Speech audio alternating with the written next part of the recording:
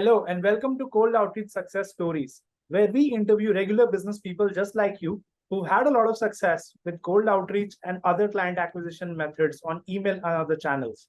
We go deep into their process with hot tips around how they target people, how they personalize their outreach to make sure that you take away some tips to implement in your cold outreach starting tomorrow. Today, we have Adham Rabi. Welcome to the show, Adham. Thank you for the introduction, Saurav. Wonderful one. Have you tried applying to become a presenter? I have been doing podcasts for 3 years now, so I have this is not my first time. So I was terrible at the beginning. I think I still am learning, but yeah, it's always a journey. I think you're just fine. Good work. Awesome, Adam. So tell us a little bit more. What does your business do, and how do you make money? So I'm Adam from Callpalooza. Callpalooza started out 5 years ago as a cold calling agency, as a telemarketing agency, actually. But then we expanded more into a lead generation agency back in 2020 with COVID coming and a lot of businesses wanting to go online. So that was the opportunity we jumped on. And right now we are a full stack digital marketing agency offering outbound lead generation, inbound lead generation, as well as some SEO and website services as well. That makes a ton of sense. So tell me a little bit more about your client acquisition system. How do you get clients? Right. It's the same process we use for our clients as well, right? So my approach, or the Callpalooza approach, is that we've got our main service is called Sales in a Box, right? So Sales in a Box is basically combining the best sales approaches and putting them all in one box for our clients. The way we do it for our clients is the same way we do it for ourselves. It's combining a little bit of LinkedIn, a little bit of email, and a little bit of cold calling all at the same time to go outbound, because there are so many people that has the need but doesn't know that they have it, right? There are so many people out there that would require services, but they wouldn't necessarily go through an ad, go through the Google search. You need SEO for that for you to be on top of that. So the best method, in my opinion, is to go and do some outreach, and everybody does it, right? It's no secret. Everyone does the outreach the same way: emailing, LinkedIn, and cold calling.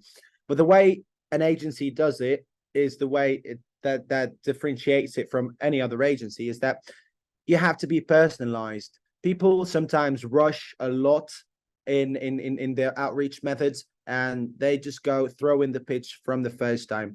And this is why I like to use the term social selling, which is getting to know your prospect, getting to know your target, and then just having a conversation with them before throwing in the pitch. Understand them, know their need before getting to sell it. So this is what we do at Callpalooza, and we do it with the help of Sales Robot. Sales Robot is one of the tools we use as well.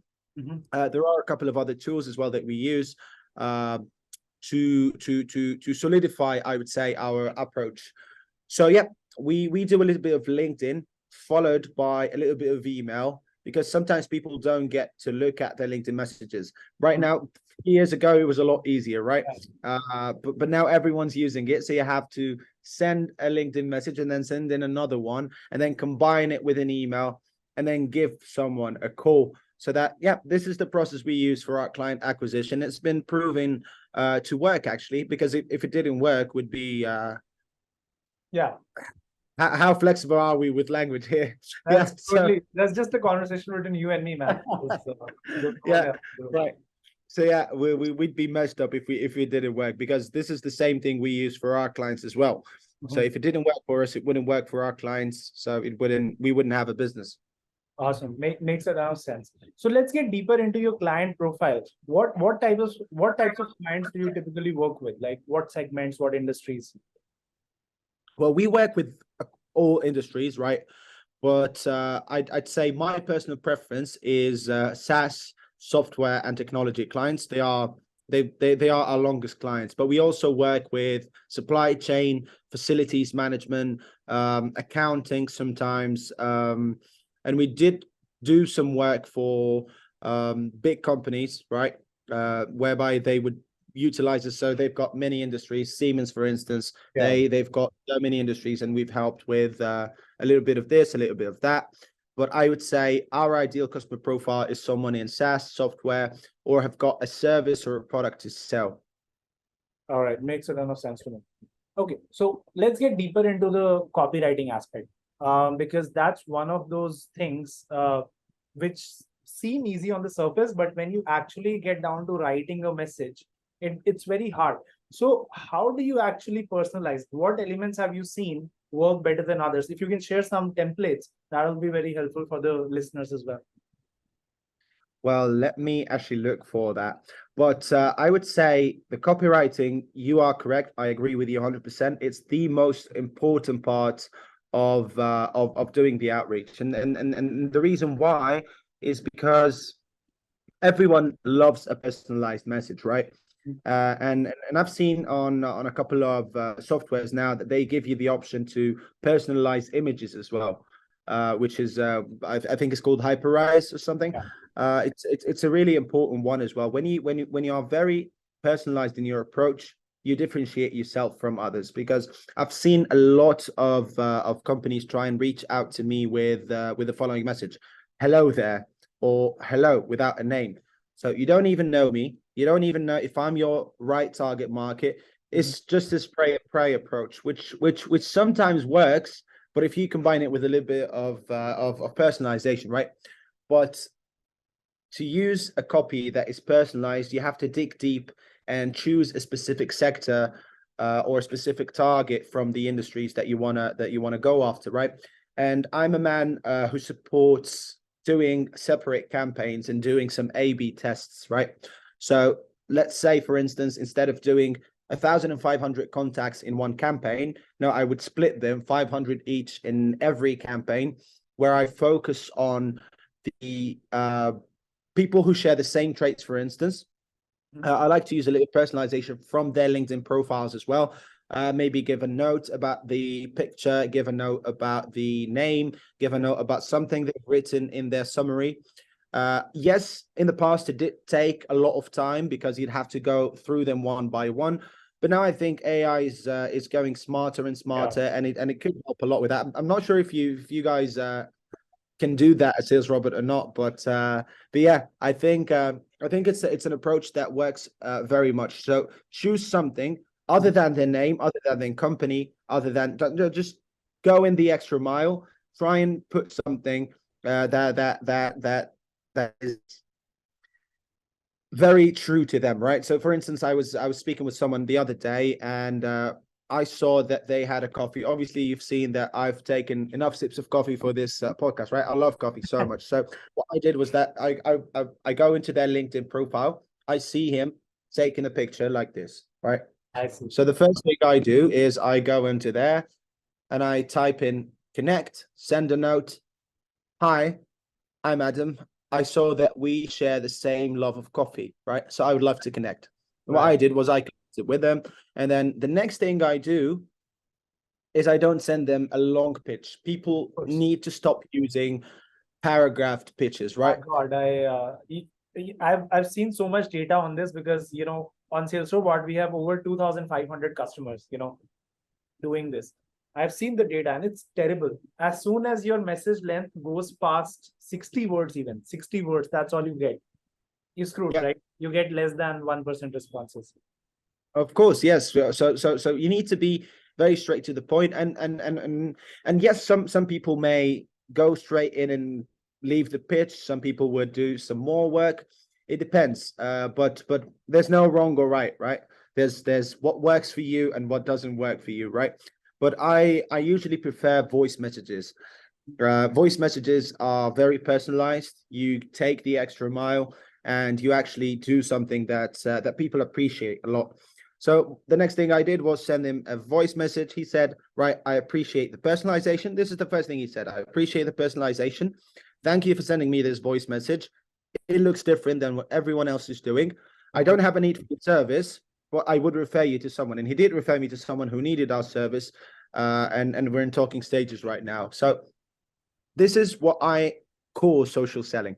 Correct. You get to know someone, and even if they don't become your client, they might refer you to someone. If they don't refer you to someone, 6 months down the line, they might come back and say, right, I remember this guy because he did something that's unforgettable. So I'm going to go back to them and give them a call. So this is what I like the most, really. Yeah, no, I 100% agree with you. It's all about that long-term approach and all about making sure that you have a certain brand image in their heads, right? If you're just going in for the kill, for the short sale, it's like in the dating world, like you don't walk up to somebody, immediately and ask them to marry you, right? That's not how it works, right? It's just that there's a timeline to all of this, right? And you need to play your game according to that timeline. Interesting. So that brings me to one of my pre-final questions. So, what mistakes did you first make when you first started this cold outreach client acquisition systems? Oh, a lot, my friend. I've been through a lot of these mistakes. I think one of the mistakes I did, and I'll never forget that in my life, is that I was doing it was one of the first times I was using robots to do my outreach. Hmm. And I think I messed up the personalization token, right? So I kept sending hi first name to every person out there, and it was just it was embarrassing, to be honest. I think the mistakes we've spoken about, sending long pitches, going straight directly into the pitch, talking too much about yourself, and trust me, the outreach is not just sending out messages. Yes, 90% of it's copywriting, but the copywriting needs to be smart enough to be written by a salesman, right? At the end of the day, you're selling, right? And however hard you try to hide it, you're selling, and the other person knows you're selling, right? So you need to be very smart with this. And one of the mistakes I did was to do long introductions that people get lost. Another one is offering them something in the first message without actually understanding their need. So this was a mistake as well. You need to ask them questions. You need to put in questions to understand, because for instance, I am a full stack digital marketing agency, right? So they might need outbound lead generation. They might need inbound lead generation. They might need pay-per-click advertising. They might need SEO. So if I go straight in and offer them SEO when they need outbound lead generation, then I've lost myself a lead, right? So, I like to have the first message as one that is very simple, just trying to connect, and the second one to be a question, right? So one of the terms I usually use is, are you currently struggling with lead generation? This question helps me understand whether or not they've got the need, whether or not they're struggling or need help, and the best kind of people to deal with or to have as clients are the people who know their problems and are looking for a solution, right? So if you don't ask, you'll never know. So one of the mistakes as well was not asking enough questions. The third one was rushing in and trying to book a meeting as soon as possible. Right. So rushing in, booking the meeting as soon as possible without talking enough, without understanding enough, even if they've booked a meeting with me, makes me go inside the meeting, unknowingly going inside the meeting, not understanding enough of what I'm going to do, what I'm going to talk about, who is this person, what do they do. So it's very important to do enough research before going in. And the last mistake I would say was not refining my search. Doing a broad search is one of the worst things you could do. Right. To be very specific about the target that you're going after. It's best. I always tell that to my clients. It's best if you book 10 meetings from 50 messages than booking meetings from 500 messages. Absolutely. So it's all about efficiency. So yeah, that's these are some of the mistakes. I think I'm going to be doing some more along the way. So I think maybe in a year or two we'll go back and have the same conversation. No, I mean, it's always a work in progress. And I completely relate to the efficiency point, because one of the underrated aspects of cold outreach, or less understood aspects of cold outreach, is that how many people you actually piss off, right? As opposed yeah. Because if you're actually booking 10 meetings from 500 outreaches, you're kind of pissing off like 490 people who didn't respond to you, right? Versus in the other In the other scenario, you're only pissing off 40. So that's great, right? Like, even if, Yeah. or maybe you didn't piss them off, maybe they just didn't have a need, right? So that's one metric I think more people should pay attention to. Like the efficiency, how many are you getting out of how many you're reaching out to? All right. So No, I that agree with you 100%. And I'm sorry to cut you off, but there's something I want to add on as well. Yeah. Is that sometimes when salespeople are doing the outreach and people respond with a no, they never respond back. Yeah. And this is a huge mistake, right? Even if they say no, I'm not interested, even if they hang up on you, never cut the ties. Always keep a line between you and the prospect, because if they don't have a need right now, they might need you. So always leave something for them to remember you with. Right. I once had a client who worked with me and then left me on good terms, obviously, and then came back to me a year and a half later saying, right, we need your services again. So it's just because you always leave them with something that's good. Some people might say, no, I'm not interested right now. And people would never respond to them back. No, always keep the last message from you so that they will always remember that, no, I remember this guy, he responded to me. Even when I said I'm not interested, he was more keen about the connection than having the meeting. So sales is a long process, guys. It doesn't take a week or two. It doesn't take a day or two. It doesn't happen overnight. You have to build your pipeline, always follow up, always nurture your leads, even when they're not interested. And then always try to keep a personalized approach. This is what I would say. Awesome. No, love the tips, man.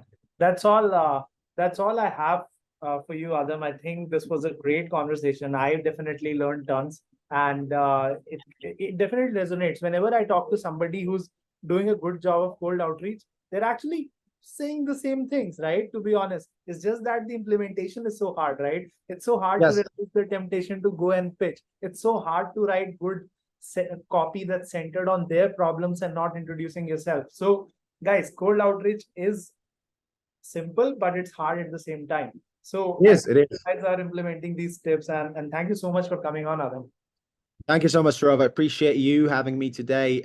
It was a pleasure having this conversation with you. I enjoyed it so much, and hopefully at least one person goes out from this conversation with something positive. Awesome. And for all the listeners who want to find you, how do they find you? We'll just link it in the show notes. Well, they can just go onto our website, callpalooza.com. They can find me on LinkedIn, Adham, Elman, Elman. So yeah, if you ever want to find me, I think, Saurabh, you'll take care of putting in the links, and yeah, we'll take it from there. Awesome, Adam. Thanks for hopping on. Appreciate you. Take care, buddy. Cheers. Thanks, man. Bye-bye. So that's all the time we have, folks. I really enjoyed the episode. I hope you did too. Please subscribe, like, share, comment, whatever you can to spread the word out about cold outreach success stories so more people can enjoy and learn from the show. All right. That's all, folks. Bye-bye.